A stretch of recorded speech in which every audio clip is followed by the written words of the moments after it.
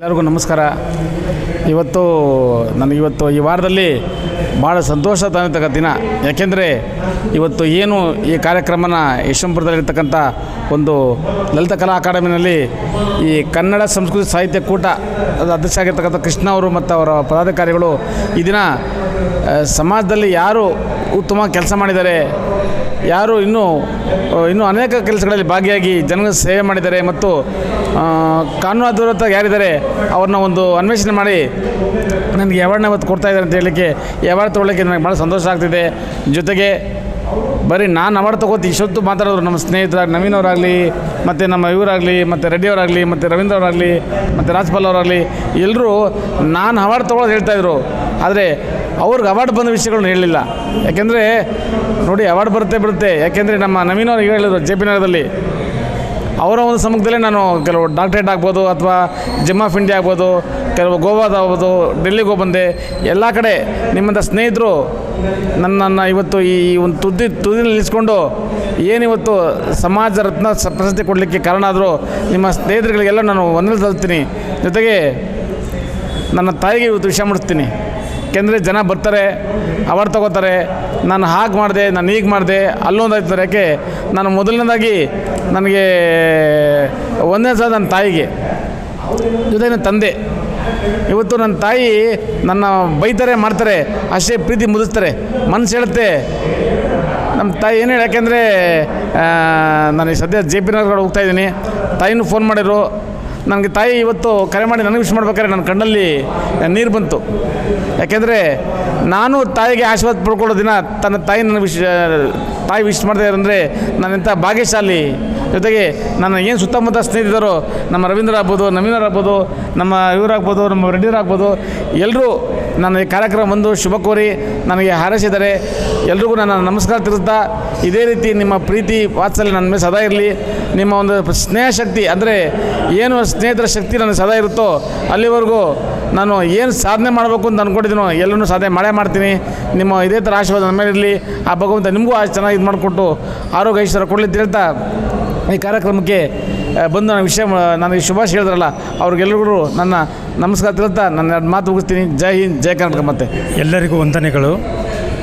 ನನ್ನ ಹೆಸರು doctor KS Giridhar ಅಂತ. ನಮ್ಮ ಅಧ್ಯಕ್ಷರಾದ ಮಾಧ್ಯಮ ಅಧ್ಯಕ್ಷರಾದ ಹಾಗೂ ಉಪಗ್ರಹ ಡೆಲ್ಲಿಯ ಅಧ್ಯಕ್ಷರಾದ ಶ್ರೀಯುಕ್ತ ಡಾಕ್ಟರ್ ಕರ್ಣ ಅವರಿಗೆ ಅಭಿನಂದನೆಗಳು.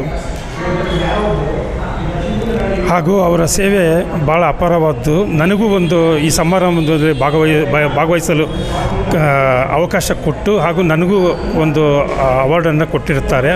ಅವರಿಗೆ ಧನ್ಯವಾದಗಳು. ನಾವು ಶಿವರಾಮ್ ರೆಡ್ಡಿ ಅಂತ, ನಾವು retired deputy commissioner, new Delhi government of ಇಂಡಿಯಾದಲ್ಲಿ ಕೆಲಸ ಮಾಡಿದ್ವಿ.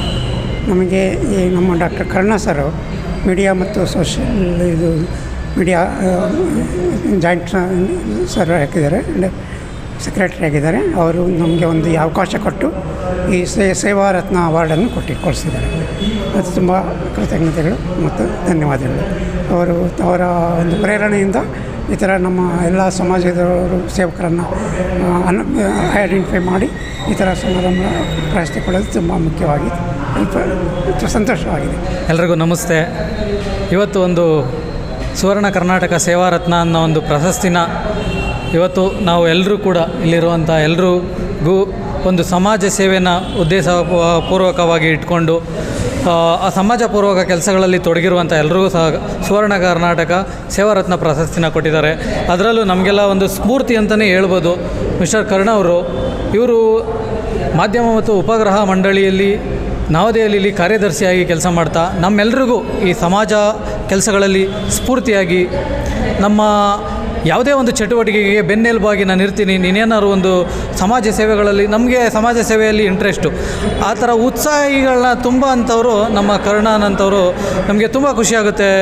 ಅವರ ನಮಗೆಲ್ಲ ಸ್ನೇಹಿತರಾಗಿ ಸಿಕ್ಕಿ ನಾವು ಮಾಡೋಂಥ ಸಮಾಜ ಕೆಲಸದಲ್ಲಿ ಅವರು ನಮ್ಮನ್ನ ಹುರಿದುಂಬಿಸಿ ಇನ್ನೂ ಹೆಚ್ಚು ಸಮಾಜಕ್ಕೆ ಸೇವೆ ಮಾಡೋದರಲ್ಲಿ ಅವರು ನನಗೆ ತುಂಬ ಸ್ಫೂರ್ತಿಯಾಗಿದ್ದಾರೆ. ಅವ್ರಿಗೆ ಇವತ್ತು ಕೂಡ ಸುವರ್ಣ ಕರ್ನಾಟಕ ಸೇವಾ ರತ್ನ ಪ್ರಶಸ್ತಿ ಸಿಕ್ಕಿರೋದು ನನಗೆ ನಿಜವಾಗಿಯೂ ಆತ್ಮೀಯ ಹೆಮ್ಮೆಯಾಗಿ ತುಂಬ ಖುಷಿಯಾಗಿದೆ.